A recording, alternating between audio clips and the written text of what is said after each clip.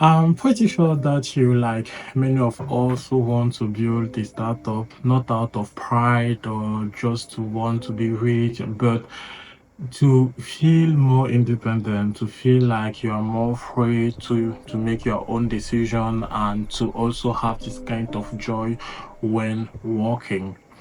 I'm a student here in Germany and I'm graduating. In the last 3 months, I was writing my thesis at the same time also searching for my first positions here in Germany. And it was really something painful to experience because I'm actually in that process now, but it's really painful because you say to yourself that you did everything fine, the right internship, you also have the good grades and so on, but it feels that it's not enough because the competition out there is really high, and you also really doesn't find a job that really pass to your competence and so on. So that's why I say to myself, why not build something that at the same times when searching for my first job positions here in Germany.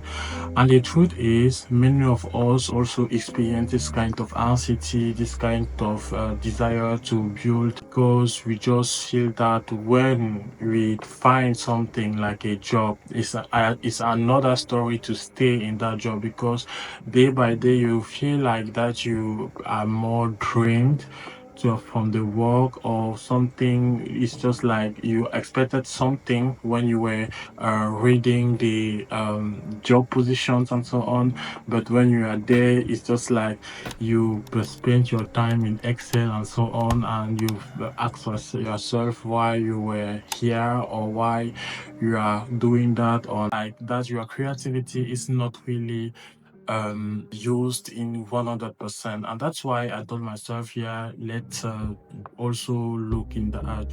So naturally I searched for also success story about startup who were in the same positions like me, like a student alone who want to build a startup and so on. But sometimes or something really hit my attention because every every stories, it's just like you hear this 23 years old who built a startup in just 5 months, raised $5 million and so on. We only see the success part of the story, but the process to get there, I didn't really found a lot of video about that. And when you go through the books and so on about startup, like the lean startup and so on, you're going to hear is the success story about this something in just 5 months, and who go to the customer, knock the doors and so on, and try to sell the product and so on. And it feel really good, beautiful, but me, it's not what I was searching for. I was really searching for someone who was struggling to build something day by day, at the same times also trying to live his life and so on. Why I told myself that maybe I'm going to document this story. So during the two last week, I was searching for a startup idea. So that is the first step to build a startup. You have to have an idea, and I think many of us really just hit that wall because some friends of me say to me, "Yeah, I want to build a startup, but I don't want a but I don't have an idea." So what I did is just like I have ChatGPT right now, and I also did a lot of innovations management course in university and so on. And the first thing when we want to have an idea is to look at our problem that we have in our life. And I just acknowledge that the fact that I was always in companies and you are there and then you start just to using Excel. I really, for me, hate working with Excel when I have to deal with large amount of data.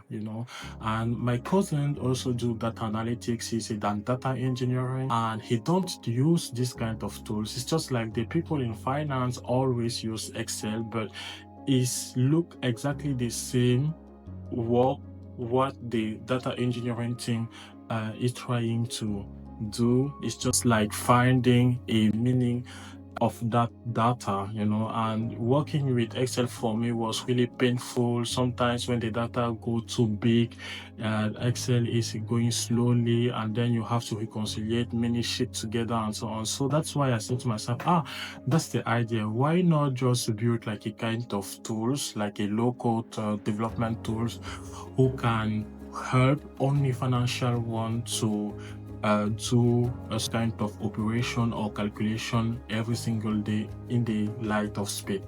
So that's why I also discuss about it with ChatGPT. When I was discussing that, it was just like I was finding a comprehension about that idea and so on, but the idea is still not really 100% sure. So that's why we need to build something, and that is the first mistake that I learned through the university, because I wanted also to build a startup, but the only thing that I was doing is just trying to build something in 2 months or maybe 4 months, 6 months, and to go out and find no one who wants to test the product. That's why I want to say to you, if you want to build something, don't try to build first product. First, just find a customer, and that's what I try to do this week, just to build like a kind of landing page to explain the problem that we are solving, the pain points, and also try to gather some emails about people who are interested to this kind of product. And that is another level of doing things, because when you want to find someone to use your product and you don't have the product, it's really hard, because that require you a high marketing skills. I don't do marketing. I studied informatics, so computer science, so I don't really know how it's going, but with ChatGPT I think we can do everything right now. So that's what I did. I also try to build like a kind of LinkedIn page where I'm going to just write directly people about the product that I'm trying to build, and also trying to connect with them, and also trying to understand really what is the problem about. So I mean, the videos that I'm going to put here from now going to be more like it of documenting the whole process, messy process of how to build a startup here in Germany in 2025. I just feel like in the past it was really difficult to build something, alone, and you don't try to find the right co-founder, and maybe you don't have the resources, maybe you don't have the coding skills. But right now, I think everything is possible with AI, and I really think that I can make it, because I have everything just in front of me. The only thing that I need right now is the courage, and also the consistency to just go on 100% and try to build something. Even if I don't meet my goal, I'm pretty sure that in the middle of the road something going to happen, and maybe the idea going to change, but I think I need really to do the action.